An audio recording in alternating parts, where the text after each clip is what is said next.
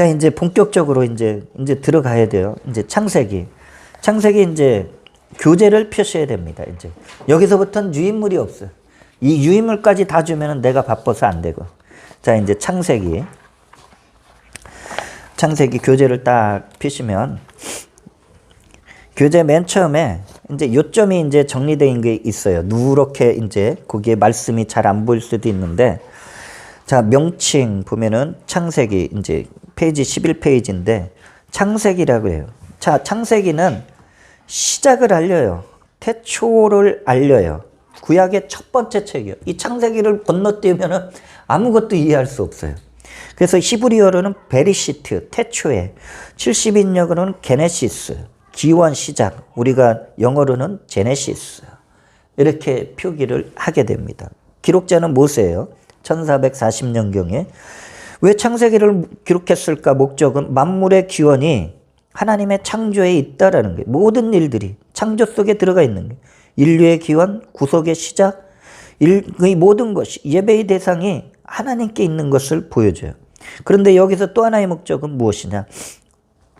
인간이 타락하는 그 과정을 창세기에 기록하고 있어요. 그러니까 죄를 모르고 있었던 인간이 처음 죄를 짓는, 그 죄는 하나님과의 단절이에요. 그래서 하나님은 그 죄의 문제를 회복하시기 위해서 그 구속한다라는 것, 죄의 문제를 해결하기 위한 섭리를 보여주고 있다라는 것이죠. 자,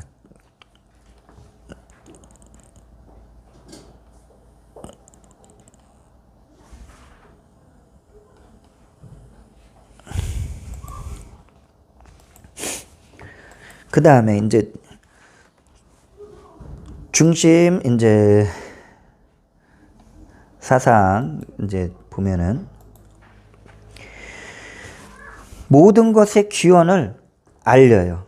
하나님은 제외돼요. 왜? 하나님이 기원이 있으면 하나님이 안 돼요. 하나님은 스스로 계신 자예요. 그래서 야훼라는 이름이 스스로 있는 자, 그러니까 창조되지 않은 것, 창조하실 수 있는 분이다라는 거예요. 그래서 여기서 보면 세상의 기원, 인류의 기원, 민족의 기원, 특별히 이스라엘 민족의 기원을 다루고 있어요. 죄에 대한 기원, 안식일, 예배에 대한 기원, 왜 죽는가? 우리가 왜 죽어야 되는가? 안 죽어도 되는 거 아니에요, 솔직히? 그런데 왜 죽는가? 죽음에 대한 기원, 인간의 문명과 문화가 어떻게 시작됐는지 또 보여줘요. 이런 것을 보여주고 있다라는 것이죠. 자, 그러면서 이스라엘 민족을 통한 인류의 구속을 시작하고 배경이 되는 것이 창세기다라는 거예요. 인간 역사와 우주는 창조주 하나님의 절대 주권에 다스려지는 거예요. 언약의 하나님은 이 모든 것을 이루셔요. 왜냐? 하나님이시기 때문에 약속을 지켜요. 우리는 약속 진짜 안 지키지만 하나님은 지켜요. 어떤 상황 속에서도 하나님은 지켜요. 예레미야서, 자, 이제 33장 이제 2절을 보면은 말씀이 이렇게 나와 있어요. 이를 행하시는 야훼, 그것을 만들며 성취하는 야훼, 그의 이름을 야훼라 하는 이가 그와 같이 이르시도다라고 말씀하고 있어요. 여러분, 죄된 인간이 구원받을 길은 정말 믿음으로 밖에 여기서는 구원받을 수밖에 없다라는 거예요. 이 믿음은 바로 메시아의 구원을 지금 나타내고 있다라는 것입니다. 자, 다섯 번째, 성경과 과학의 관계인데, 이거는 좀, 이걸 논하려고 그러면 시간이 굉장히 많이 걸릴 것 같아요. 과학과 고고학의 자료들은 성경의 사실성을 점차 입증해지고 있고요. 그러나 과학은 한계가 있어요. 성경의 진리를 완전히 바뀔 수 없어요. 왜? 하나님이 다 보여주시지 않기 때문에. 그 성경의 기록은 과학을 초월하고 있어요. 그리고 과학이 아무리 발달해도 천지창조, 새로운 창조는 못해요. 그리고 생명을 창조하는 것은 불가하다. 우리는 이런 것들을 좀 알아야 될 걸로 믿습니다.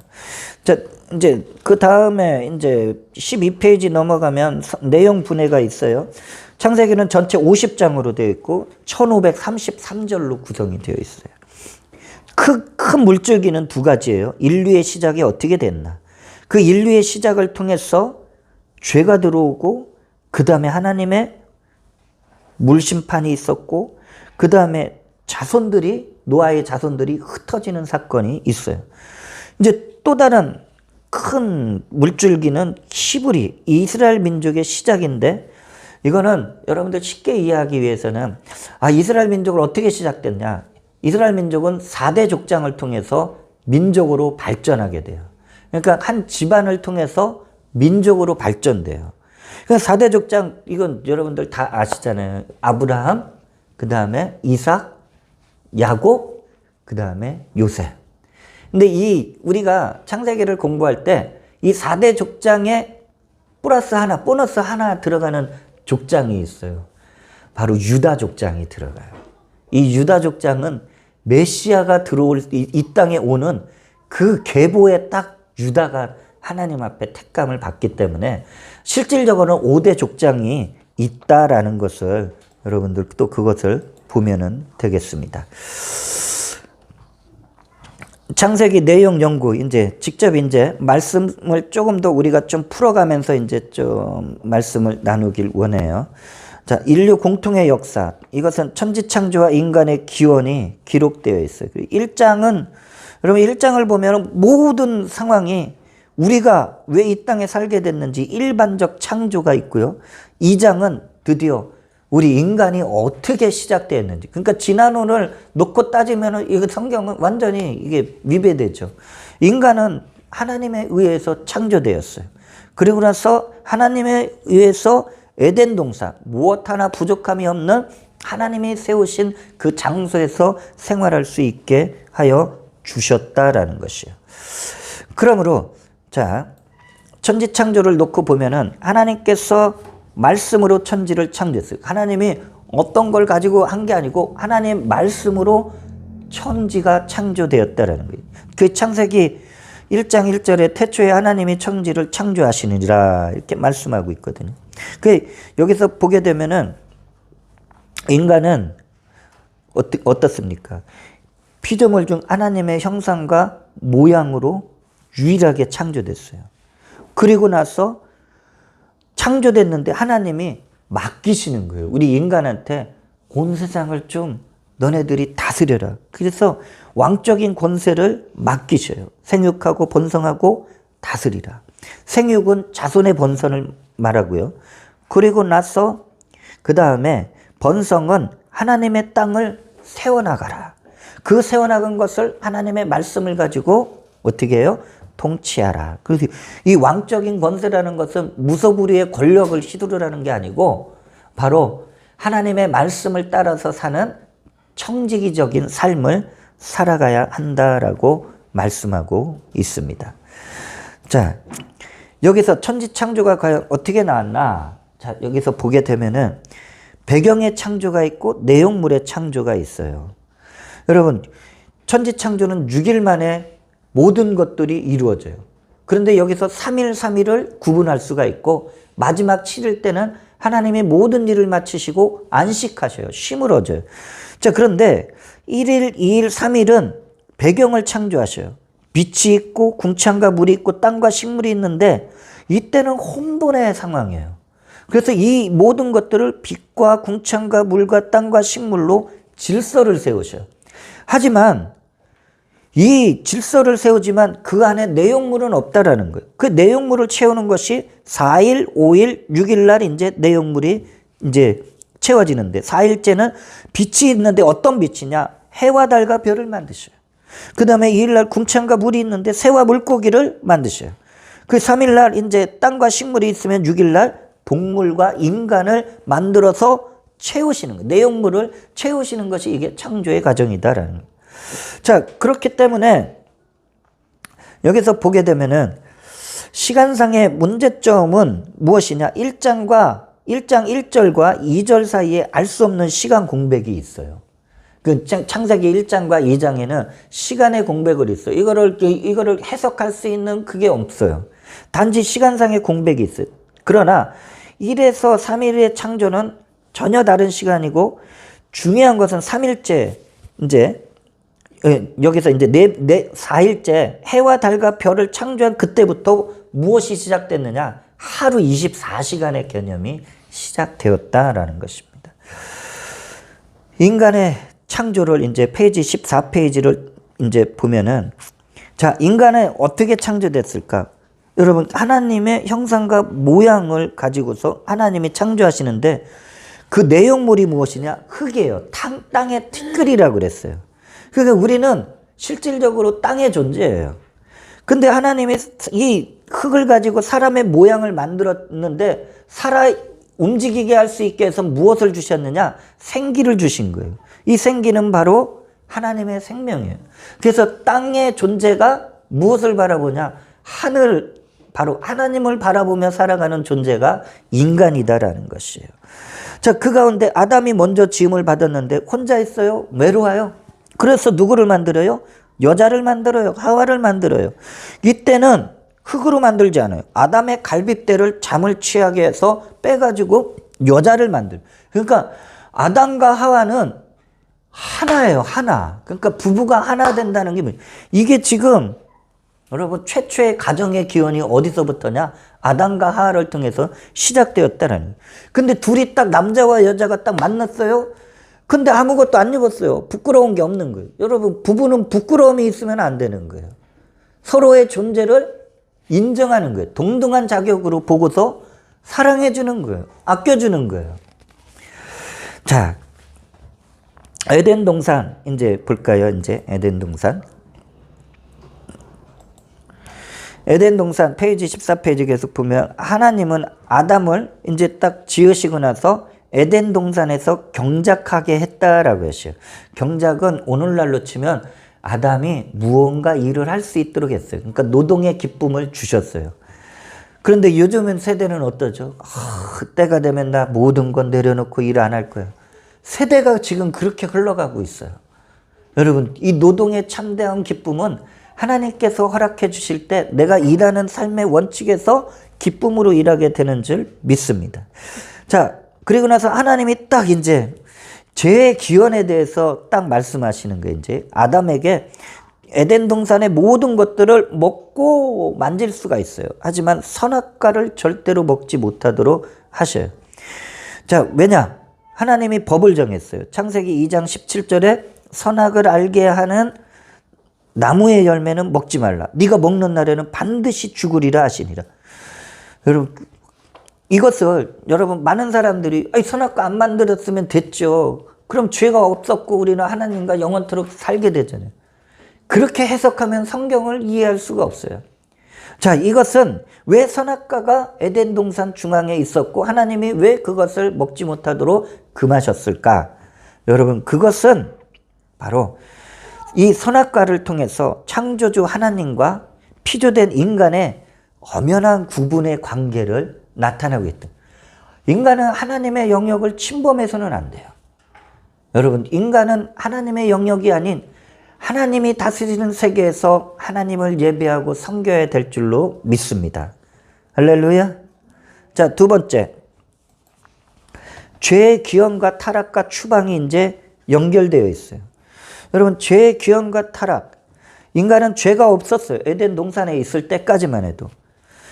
그리고 인간에게는 선택의 능력이 있었어요. 선택의 능력, 자유의지. 여러분들이 내가 지금 이거 끝나면 집에 가서 뭘 하겠다.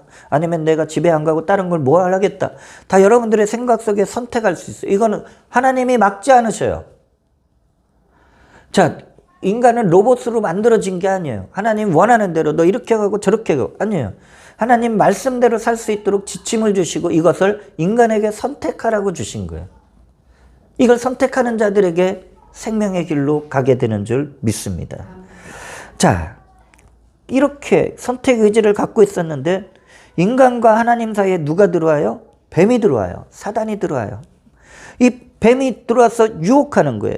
유혹이 뭐예요? 인간의 욕망을 부추기는 거예요. 하나님같이 될 수 있는 거예요. 그 인간이 이거를 뱀의 유혹을 견디지 못하고 선악과를 따먹고 그리고 나서 죄를 범해요. 인류의 타락이 시작되었고 죄가 이때부터 들어온 거예요. 인간에게 이 세상에 죄가 들어왔다라는 거예요. 그러니까 어떻게 돼요? 죄의 지배를 받는 존재가 바로 인간들이 되었다. 인간들이 그런 하나님 말씀대로 살았으면 서로 아껴주고 사랑하고 살아가는데 그렇지 못하니까 맨날 싸우는 거예요. 맨날 다투는 거예요. 맨날 속이는 거예요. 빼앗는 거예요. 말씀에 불순종한 그 이제 모습을 우리가 참 보게 되면은 요한삼서 1장 2절의 말씀이 이게 신약의 말씀인데 사랑하는 자여 내 영혼이 잘된 같이 네가 범사에 잘되고 강건하기를 내가 간구하노라라고 말씀하고 있어요. 자, 요거를 자, 인간이 범죄했을 때 세 가지가 타락이 됐어요. 근데 하나님은 요거를 회복하시길 원해요. 그게 뭐냐? 세 가지 축복을 통해서 회복하시길 원해요. 그게 바로 첫째, 무엇이 타락됐느냐? 영적인 죽음이 됐어요. 관계가 단절된 거예요. 그 관계가 단절이 무엇이냐? 에덴 동산에서 쫓겨나 버렸어요. 그리고 육체적 죽음을 맞이하게 돼요. 그러니까 생명의 죽음인데 이건 육신적인 죽음과 하나님과의 영적인 단절이 들어왔다는. 그 다음에 환경의 죽음, 땅의 저주를 받아요. 그럼 오늘날 왜 이렇게 우리가 수고하며 땅을 정말 열심히 일해야지 겨우 한 달을 살 수 있느냐? 이게 죄의 저주가 땅의 저주로 이게 흘러온 거예요. 안 그랬으면 우리요 정말 조금만 일해도 풍성한 은혜를 누릴 수 있는 그러한 은혜가 있었다니. 근데 이거를 삼중 축복으로 누가 바꿔줘요? 예수 그리스도의 십자가가 우리를 바꿔주는 줄 믿습니다. 그래서 영혼이 잘 되는 거예요. 그 다음에 영혼력이 강건해지는 거예요. 그리고 범사가 잘 될 수 있는 그 조건은 무엇이냐? 예수님이 십자가의 사건이 중간에 서 있다라는 것이죠. 자, 죄의 기원과 타락에서 이제 좀 더 이제 보면은 하나님은 이제 죄로 인해 에덴 동산에서 쫓겨나는 인간에게 그냥 내보내지 않았어요. 나뭇잎으로 옷이 이게 자기 몸에 수치를 가렸는데 금방 말라버렸어요. 근데 하나님이 그 쫓겨나는 인간에게 짐승을 잡아서 가죽옷을 지어 입혀서 내보내요. 여러분, 이 짐승은 무슨 죄가 있을까요? 왜 이 짐승은 왜 이게 지금 자기가 왜 피 흘려 가죽 벗겨져 가지고 사람의 부끄러운 모습을 가렸을까요? 여러분, 죄에 대한 대가에는 피 흘림을 지금 보여주고 있는, 짐승이 대신 내 죄를 지금 대신해서 피 흘렸다라는 것을 보여주는데 이것이 바로 오늘날 우리에게 말하고 있는 원시복음이다라고 해요. 그러니까 최초의 우리 인간을 구원하기 위한, 죄를 지어서 하나님께 쫓겨나는 인간을 구원하기 위해서 알려주신 최초의 복음 소식이 무엇이냐? 원시복음이다라는 거예요. 그래서 이 원시복음은 여자의 후손으로 오시는 예수 그리스도를 예표하고 있다는 거예요. 우리는 다 남자의 후손으로 태어났어요.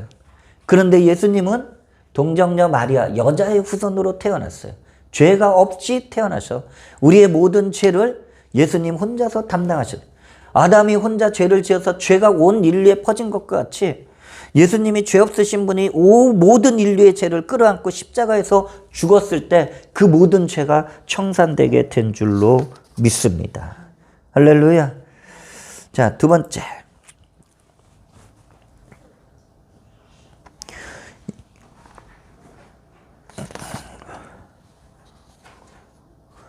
PPT가 조금 그런데요. 자, 가인과 아벨에 대해서 좀 더 이게 책을 보면은 16페이지를 보면 가인과 아벨이 나와요. 자, 가인과 아벨이 아담과 하와의 자녀였었거든요. 근데 이 두 자녀가 한 명은 농부였어요. 한 명은 목축업을 하는 사람이에요. 근데 이 자녀들이 어느 날 하나님께 제물을 준비해서 이것을 드리고자 했어요. 하나님이 그런데 문제가 발생해요. 하나님이 형 가인의 제물은 아예 받지를 않으시는 거예요. 노하는 거예요. 노. 근데 아벨과 그의 제물은 받으시는 거예요. 왜 그랬을까? 여러분, 이거를 어떻게 딱 성경에서는 못다라고 말할 수는 없지만 히브리서 신약의 11장 4절을 보면 가인의 삶 자체가 죄에 물들어 있는 삶이었다라는 거예요. 하나님 앞에 드려지는 삶이 안 됐다라는 것이에요. 근데 문제가 무엇이냐? 가인이 하나님한테 예물을 드렸는데, 제사를 드렸는데 안 받았어요. 예배를 안 받아요. 가인이 화가 났어요. 여러분, 죄인들은 어떻죠? 조금만 뭐 말하면은 막 화내가지고 막 내가 어떤 사람인데 막 그러잖아요. 가인이 화가 났어요. 그 동생을 들로 불러내요. 그러더니 아무도 안 부른 것 같아서 거기서 돌로 쳐서 죽여버려요. 땅에 묻어버려요. 자기 동생을. 뭘 말합니까? 여러분, 아담이 지은 죄가 얼마나 크게 확대되고 있느냐, 그것을 지금 보여주고 있다는, 살인으로 발전된. 왜 인간이 왜 같은 인간을 왜 아껴주고 사랑해야 되는데 왜 살인할까요? 여러분, 죄가 있어서 그런 거예요. 죄가 그거 영향을 주고 있기 때문에 그런 거예요. 하나님은 살인자 가인에게 이마에 표를 주어서 그래도 보호해 주셔요. 하나님의 긍휼과 자비를 나타내신다는 거예요. 그리고 아벨이 죽었어요. 하나님은 인류의 죄에 대한 구속의 역사를 가인을 통해서 이루는 게 아니고, 죄인 가인을 통해서 이루는 게 아니고, 또 다른 자녀를 아담을 통해서 낳게 하는데 셋이에요. 셋을 낳게 하셔서 구속사를 진행해 나간다라는 것이죠. 자, 그 다음에 이제 노아의 홍수가 이제 6장부터 9장까지 나와요. 페이지 16페이지 교재를 보면은 대홍수의 심판이 왜 일어났을까? 여러분, 인간이 점점 많아지면서 죄로 인해서 하나님을 점점 떠나게 되는 거예요. 살인해요, 도적질해요, 미워해요, 정죄해요. 온 세상에 죄가 퍼지는 거예요. 그러니까 하나님의 창조의 질서까지 이제는 인간이 이제 거기까지 이제 들어오게 되는 거예요. 질서가 파괴될 상황에 놓여졌다는 거예요. 생각 자체가 악하다 그랬어요. 하나님은 인간 창조를 후회하셔가지고 심판을 작정하셔요. 그래서 노아의 방주와 묵직의 언약을 17페이지에서 보면은 하나님은 의인이었던 노아에게 홍수 심판을 미리 말씀하셔요. 세상에 심판이 있을 거예요. 그래서 방주를 지으라고 말하죠. 노아가 말씀에 순종해서 120년 동안 방주를 지어요. 120년 동안 사람들이 다 봐요. 심판에 대해서 알리는 거예요. 삶을 통해서 120년 동안 하나님이 심판하셔요. 물로 심판하셔요. 사람들 믿지를 않아요. 그러면서 회개를 촉구했는데도 사람들은 관심이 없었다라는 거예요. 방주의 규모는 굉장히 컸어요. 135m의 길이였어요. 폭이 23m예요. 높이가 13m예요. 상중하 3층으로 구분되어 있고 창문은 하늘을 향해 하나만 존재했어요. 그런데 중요한 것이 무엇이에요? 노아와 가족 8명만 그 방주에 올라타요. 사람들 안 올라타요. 그리고 하나님이 태우라는 각양 동물들, 말 못하는 동물들만 방주에 올라요. 다 올라가니까 하나님께서 40일 동안 비를 내려요. 완전히 40일 동안 비가 내려 온 세상이 물바다가 돼요. 홍수가 그쳤어요. 노아 가족 8명만 살았어요. 인류는. 그러면서 노아가 얼마나 하나님의 그 구원하심과 하나님의 섭리를 깨달았나, 제단을 쌓고 예배를 드리는 거예요. 하나님의 인도하심. 세상의 마지막 심판, 세상의 불같은 심판, 그곳에서도 자기를 보호해주신 하나님께 감사하고 있다는 것이죠. 자, 그런데 노아가 어느 한날 포도주를 마시고 취해서 옷을 안 입고 잤어요. 그러다 보니까 수치가 드러났어요. 그 함이, 둘째 아들 함이 그걸 보고, 아이고, 우리 아빠 옷도 안 입고 자요. 만취해서 자요. 그러니까 셈과 야벳은 아버지의 수치를 안 보는 거예요. 뒤로 돌아서 옷을 가져가서 아버지의 수치를 덮어줘요. 노아가 일어나서 축복을 해줘요. 셈한테는 영적인 축복권을 줘요. 함에게는 저주를 줘요. 야벳에게서는 물질적 축복권을 줘요. 이게 인류의 노아의 후손들이 이제 딱 이런 축복을 받고서 이런 저주를 받고 흩어지게 돼요. 하나님이 무지개 언약을 통해서 다시는 물로 심판 안 하신다고 약속하셔요. 그런데 중요한 게 있어요. 이 세상 마지막 때의 심판은 불심판이에요. 불로 심판받아요. 자, 방주가 주는 교훈은 하나님은 죄를 심판하신다라는 거예요. 공의의 하나님은 그 공의의 그 모든 일들을 지나치시지 않아요. 그러나 의인은 그 죄악 가운데서도 구원받아요. 세상 따라 살지 않고 말씀대로 사는 삶은 반드시 구원받아요. 그래서 노아의 방주는 이 땅에 오실 그리스도를 예표해요. 그리고 나서 아주 큰 또 하나의 이제 큰 죄악된 사건이 바벨탑 사건이 17페이지에 이제 기록이 되어 있어요.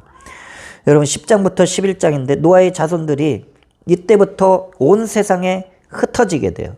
나라와 민족과 그 기원이 여기서 나와요. 자, 그런데 여기에서 바벨탑을 짓는 사건이 18페이지에 나옵니다. 하나님의 명령대로 노아의 후손들은 흩어져야 돼요. 그리고 생육하고 번성하고 다스려야 되는데 이들이요 물로 심판받은 거에 너무 두려운 거예요. 흩어져 살면 안 되겠다. 우리 모여 살아야겠다. 그러면서 그들이 교만해지기 시작했어요. 그리고 하나님 말씀에 불순종해서 우리가 흩어지지 않으려면 물 심판에서도 우리가 절대로 이게 죽음을 당하지 않는 탑을 건설하자. 그래서 시날 평지에다가 바벨탑을 짓게 된 거예요. 하나님이 보시니까 이게 너무 이게 하나님을 대적하는 사건이, 교만한 사건이 지금 나타난 거예요.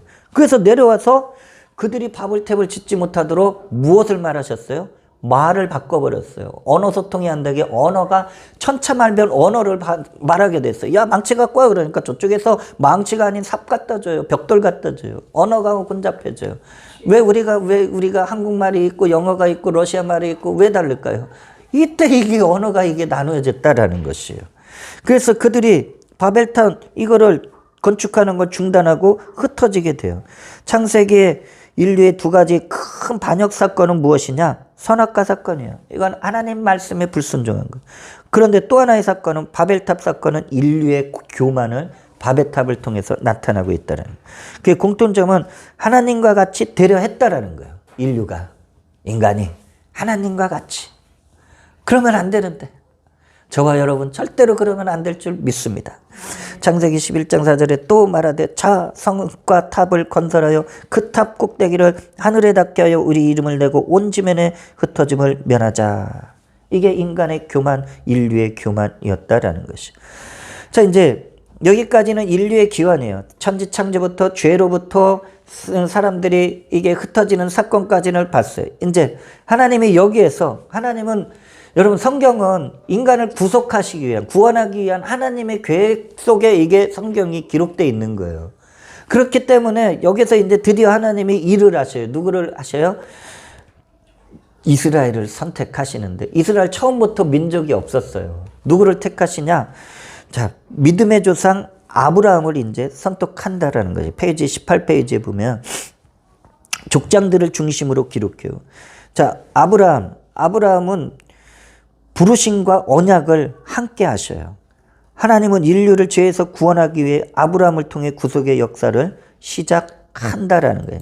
우리가 참으로 많이 이 말씀 암송하죠. 창세기 12장 2절로 3절에 내가 너로 큰 민족을 이루고 네게 복을 주어 네 이름을 창대하게 하리니 너는 복이 될지라. 너를 축복하는 자에게는 내가 복을 내리고 너를 저주하는 자에게는 내가 저주하리니 땅의 모든 족속이 너로 말미암아 복을 얻을 것이니라 하신지라. 아브라함에게 약속하신 축복. 왜 우리가 아브라함의 복을 받으려고 하냐? 여기 다 들어있어요. 첫째, 자손의 복. 둘째, 땅의 복.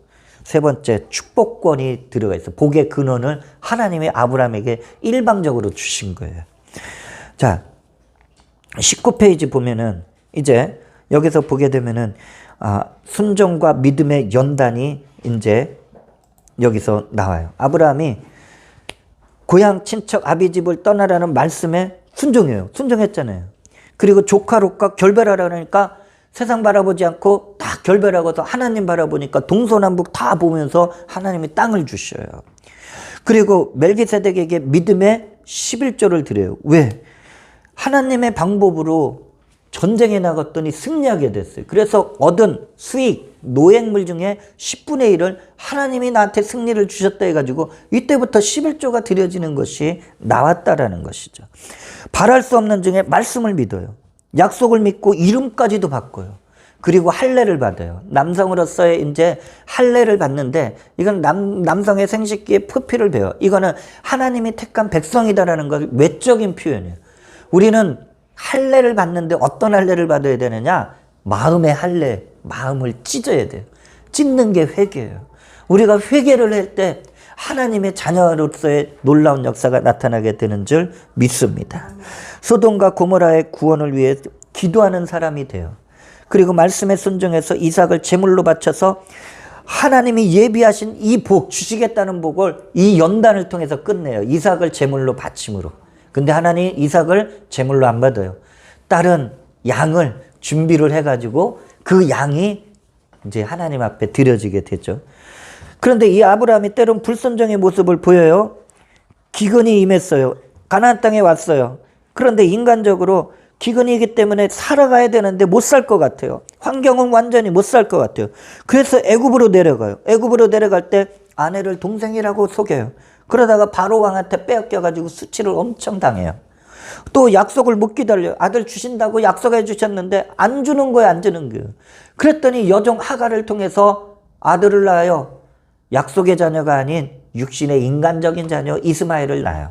이스마엘을 통해서 분쟁의 씨앗이 나와요. 가정이 불화가 돼요. 사라하고 싸워요. 엄청 싸워요. 막. 근데요, 오늘날도 싸워요. 이스라엘과 중동의 이 많은 사람들이 싸워요. 왜?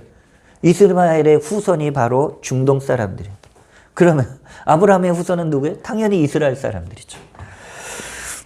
자, 그랄에서 동생을 또 아내를 동생으로 속여가지고 수모를 당하게 되는 것을 보게 됩니다. 그 다음에 이제 이삭이라는 족장으로 이제 연결이 돼요. 이삭은 성경에서는 여러 말이 필요 없어요. 순종과 축복의 사람이에요. 이삭의 위치는 아브라함이 있어요. 아버지 아브라함이 있고 그의 자녀 야곱이 있어요. 연결해주는 연결고리 역할이에요. 뭐 어떤 거예요? 신앙의 연결고리를 말하고 있다라는 것이죠. 그래가지고 아브라함의 믿음과 순종의 신앙을 이어받아 제물로 드릴 때 순종해요. 이삭이요. 그때 당시 이랬던 것 같아요. 아무 말도 안 해요. 자기가 제물로 지금 아버지 아브라함이 지금 칼을 들고 자기를 자르려고 하는데 아무 말도 안 해요. 그래서 이삭은 그리스도를 또 예표하고 있다라는 거예요. 자, 이삭이 어떤 축복을 받았어요? 여기서 보게 되면은 이삭은 완전히 하나님의 그 은혜와 사랑 가운데 아브라함의 축복이 이어져서 평탄한 인생길. 그러니까 내가 신앙의 유산을 잘 이어받기만 해도 평탄한 인생길을 살아요. 리브가 결혼하고 20년 만에 쌍둥이 에서와 야곱을 낳아요. 그리고 농사를 지어서 100배의 축복을 받습니다. 자, 이제 세 번째 가장 여기서 중요한 인물이 또 누굴까요? 바로 야곱이 이제 나오게 됩니다. 이 야곱은 우리가 잘 알고 있죠. 이스라엘의 시작이에요. 이스라엘 민족으로 시작되는데 야곱이 딱 등장하게 돼요. 야곱이 장자권을 획득해요. 그리고 나서 타향살이를 하는데 야곱은 이삭과 형을 속여가지고 장자권을 빼앗아 버려요. 장자권을 빼앗았을 때 그는 복을 받을 것으로 생각했어요. 하지만 그는 복은커녕 외삼촌 집에 가서 더 많은 속임과 사기를 당하게 돼요. 야곱이 형을 피해서 바단 아람으로 끝내는 도망치게 돼요. 도망하던 중에 꿈속에서 하나님을 만나서 언약을 받아요. 언약. 이제 내 성경 설명할 때 말했죠. 언약이 하나님을 만나요. 그래서 꿈에서 깨니까 하나님을 만났네. 살아계신 하나님 만났네. 거기다 제단을 쌓고 그 지역 이름을 베델이라 해요. 하나님의 집이라고 부르면서 서원을 하면서 이런 말씀을 이제 기록하고 있어요. 창세기 28장 22절 내가 기둥으로 세운 이 돌이 하나님의 집이 될 것이요 하나님께서 내게 주신 모든 것에서 10분의 1을 내가 반드시 하나님께 드리겠나이다 하였더라. 여러분 10분의 1 여기서 또 아브라함이 11조를 드렸어요. 그 다음에 야곱이 이제 하나님을 만나니까 이건 누가 안 알려줬어요. 11조를 드리겠다고 말씀. 왜? 하나님의 모든 주권이 자기에게 있다라는 것을 알고 있기 때문에. 그게 본래 하나님 것을 드리는 거예요. 그 일부를 드리는 거예요. 다 드리는 게 아니고 일부를 드리는 게 11조를 드리는 것이다. 그 야곱이 하란에서 20년 동안 생활하면서 아내들을 맞이하죠. 라헬을 만나고 레아를 만나고 여종이었던 비라와 실바를 또 만나게 돼요. 자, 만나서 여기에서 어떤 일들을 하느냐. 이스라엘 민족의 근간을 이룬 12명의 아들을 낳아요. 물론 딸 디나도 한 명 낳는데 그리고 재산이 하나도 없었어요. 맨날 삼촌한테 속아가지고 일만 죽도록 했는데 바라봄의 법칙을 통해 가지고 큰 부자가 되었다. 자, 이제는 부자가 돼서 가나안 땅으로 가고 싶어요. 근데 라합이 위협해요. 그래가지고 하나님의 지시를 받아서 딱 몰래 가다가 라반과 나중에 또 언약을 맺고 나아갑니다. 자, 야곱의 장자의 명분을 어떻습니까? 표를 통해서 한번 우리가 조금만 더 살펴보면은 야곱의 장자의 명분은 아주 중요한 역할을 하고 있어요. 이스라엘 가정의 장자권은 어떻게 되느냐? 가정의 대표 자격 줘요. 통솔권을 줘요. 그리고 다른 형제보다 이건 이스라엘에서는 법적으로 이게 규정되어 있는 거예요. 뭐냐? 재산 상속을 주는 거예요. 2배의 재산 상속을 받을 수 있어요. 장자는. 그리고 가정에서 제사장 직분 영적 축복의 상속을 부여하고 대신에 장자권을 매매하거나 성품이 아주 나빠요. 장자가. 안 그러면 죄를 져요. 그러면 이걸 몰수해버려요. 이게 성경에 기록되어 있어요. 그럼 영적 세계의 장자권은 무엇이냐? 이스라엘 민족은 하나님의 장자예요. 그럼 예수 그리스도는 누구냐? 온 세상 우주 만물의 장자예요. 그래서 성도들은 무엇이냐? 천국을 기업으로 받을 수 있는 상속자다라고 성경에서는 우리에게 증거하고 있는 줄 믿습니다. 자, 이스라엘이 된 이제 야곱을 한번 볼까요? 고향에 오는데 야곱이 형과의 관계가 풀리지 않으니까 400명을 거느리고 에서가 와요. 그래서 야곱이 성공의 척도 무엇이죠? 많은 재물, 인간적인 방법으로 쌓아 올린 것, 절대로 안 내보내려고 움켜쥐고 있었던 거를 형과 관계를 풀기 위해서 속절없이 다 내보내요. 선물로 보내요. 이것도 보내고 저것도 보내요. 그리고 나서 야복강에서 밤새 하나님과 씨름하다 환도뼈가 부러지고 인간적인 의지가 꺾이고 축복을 받고 이스라엘로 바뀌게 되었다라는 것입니다. 그 야곱이 베델에서의 선을 어기게 됐어요. 어기게 되니까 디나가 세겜족의 마을에 놀러 갔다가 수치를 당해요. 강간을 당해요. 그래가지고 위험에 빠지자 우상숭배를 끊어내고 베델로 올라가서 약속 서원을 지키게 되는 것을 보게 됩니다. 이제 창세기의 마지막, 이제 요셉이라는 인물이 이제 나오게 됩니다. 자, 요셉. 페이지 22페이지를 보면은 꿈의 사람 요셉이에요. 요셉의 꿈과 연단을 보면은 야곱이 제일 사랑했었던 라헬, 그의 아내, 그 아내가 낳은 아들 중에 요셉이 있어요. 제일 사랑해요. 근데 이 요셉이 형들의 허물을 아빠한테 맨날 말해요. 그 야곱의 편애를 받아요. 거기다가 결정적으로 2번의 꿈을 꾸면서 형들한테 미움을 받아요. 자, 꿈의 내용은 11개의 곡식단이 요셉의 곡식단 하나에다 모두 절하는 거예요. 해와 달과 11별이 요셉에게 모두 다 절하는 거예요. 요셉이 지도자가 되는 거예요. 리더자가 되는 거예요. 자, 그런데 그 다음에 어떤 일이 발생하느냐. 여기서 보게 되면 형들의 미움을 받아서 미디안 상인들한테 팔려가서 보디발의 종이 돼요. 그리고 나서 하나님께서 범사에 형통하게 하심으로 가정충무가 되고 보디발의 아내가 이때 모함을 하게 돼요. 여러분, 보디발의 아내는 죄의 유혹을 버려요. 죄의 유혹이 무엇이냐? 불륜을 하자는 거예요. 불륜. 이게 정상적인 부부가 아닌 불륜을 하자 그러는 거예요. 그러니까 육신의 정욕을 채우고자 하는 거예요. 근데 요셉이 불륜을 할 수가 없어. 왜? 요셉의 마음에는 하나님이 세워져. 하나님이 보고 있어서 이거 절대로 이거 불륜할 수 없어요. 그래가지고 옷을 벗어놓고 도망갔는데 보디발의 아내가 모함을 해서 13년 동안 감옥에 갇혀요. 자, 그랬는데 요셉이 감옥에 있을 때 간수장에게도 하나님이 은혜를 주셔서 신임을 얻게 해요. 페이지 23페이지. 그 감옥에서 바로 왕의 2명의 신하들이 이게 잘못해서 들어왔다 꿈을 해석해 주는데 떡 맡은 신하는 요셉의 해석대로 죽어버려요.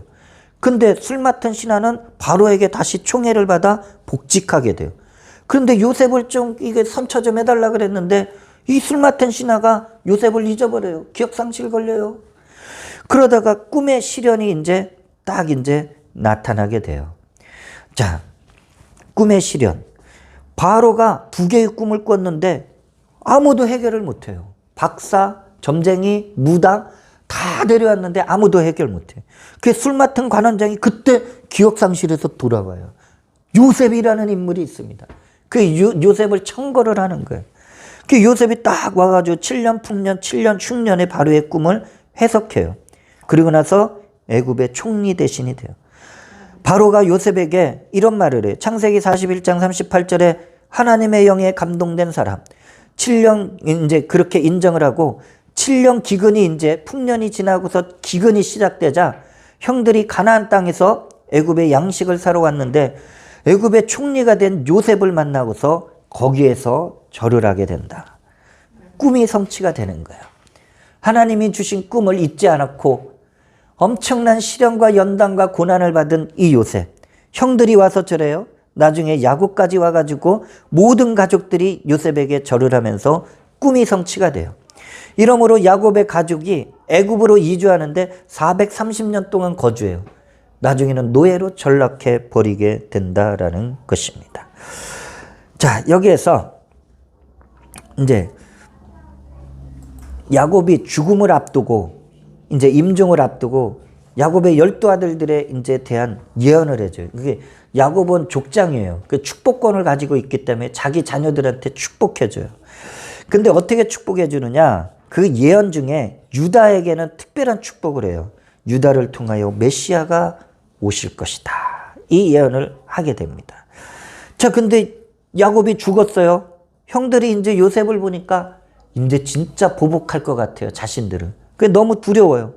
그래서 요셉에게 또 절을 하는 거예요. 찾아가. 제발 살려달라고. 아버지 없다고. 너 우리 모른 척하지 마라. 우리 죽이지 마라. 복수하지 마라. 지금 그 얘기하는 거예요. 그랬더니 요셉이 위대한 신앙 고백이 어떻게 나와요? 창세기 50장 20절에 당신들은 나를 해하려 하였으나 하나님은 그것을 선으로 바꾸사 오늘과 같이 많은 백성의 생명을 구원하게 하시려 하셨나니 라고 말씀하고 있다라는 게, 여러분 복수하고 싶은 일들 많죠. 나를 그렇게 힘들게 하고. 근데 우리가 요셉을 보면 복수하면 안 되는 거예요. 여러분 정말 그 악을 선으로 바꿀 때 하나님은 그런 사람을 들어 사용하여 주시는 줄 믿습니다. 할렐루야. 그 요셉은 구약의 인물들 가운데 가장 대표적인 인물이 바로 요셉이다라는 것을 우리에게 보여주고 있습니다. 그 도표를 보시면은 아주 놀라운 내용이 있어요. 오늘 창세기에 보면은 하나님의 부르심에는 복이 예비되어 있어요. 그러니까 우리는 복을 받고 시작하는 존재였었다라는 것이죠. 자, 그랬을 때 반드시 우리는 하나님 말씀에 순종해야 되고요. 약속이 이루어지기까지는 과정이 있기 때문에 끝까지 믿음을 잃지 말고 순종하시길 주의 이름으로 축원을 드립니다.